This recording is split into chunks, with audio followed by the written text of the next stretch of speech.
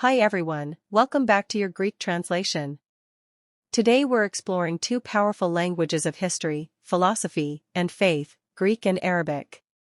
We'll look at three things they have in common and three major differences. Both languages shaped our world in deep ways, so stay till the end to see which you find most surprising. Let's begin. First common point, their historical depth. Greek is one of the oldest languages in Europe, dating back over 3,000 years, from Mycenaean Greek to Classical Greek and Modern Greek today. It gave us works like Homer's Iliad and Odyssey, philosophical texts by Plato and Aristotle, and influenced science, medicine, and Christianity. Arabic also has a deep history. It became fully standardized in the 6th to 7th century with the emergence of Islam and the Quran. But spoken Arabic existed centuries before that among tribes. Later, Arabic spread with Islamic civilization, becoming the language of science, mathematics, and philosophy during the Golden Age. Why is this important? Because both languages didn't just serve one country, they shaped entire civilizations and regions. Greek shaped European and Western thought. Arabic spread through North Africa, the Middle East, and parts of Asia, carrying knowledge and religion. When you study them, you're not just learning a language, you're tapping into thousands of years of human progress. Second common point, their complex grammar. Both Greek and Arabic are inflected languages.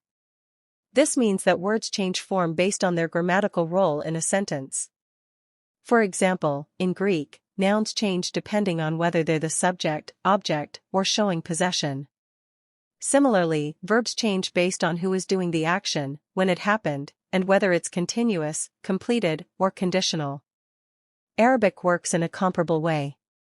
Nouns and adjectives have cases and show gender and number.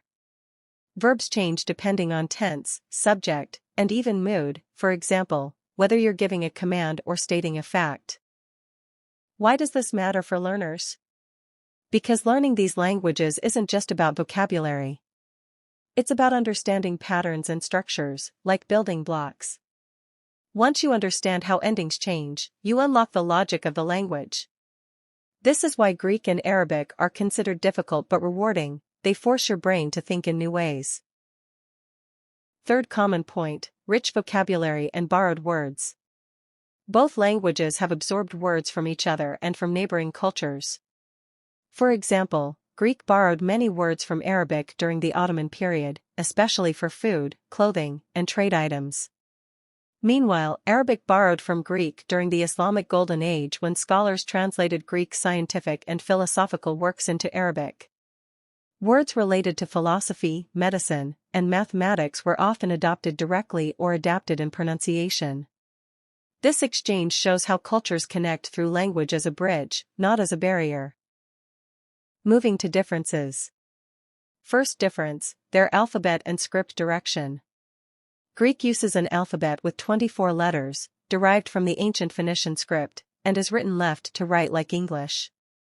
Its letters are distinct, and words are separated by spaces. Each letter has a capital and small form. Arabic, on the other hand, uses 28 letters and is written right to left.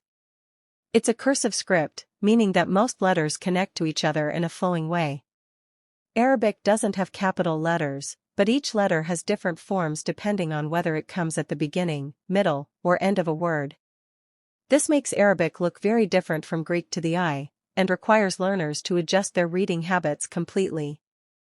Second difference, their sounds and pronunciation. Greek pronunciation is relatively straightforward for learners who know European languages. It includes sounds like the th in think or the harsh h in Bach, a German example. Arabic, however, has sounds that do not exist in Greek or most European languages. For example, a deep throat sound, made by constricting the throat slightly. A strong K sound pronounced from the back of the throat. These sounds make Arabic instantly recognizable to listeners but challenging for non-native speakers to master. Greek pronunciation focuses more on vowel clarity and stress placement, while Arabic pronunciation focuses on depth and articulation of consonants. Third difference, dialects and where they're spoken. Modern Greek is spoken mainly in Greece and Cyprus.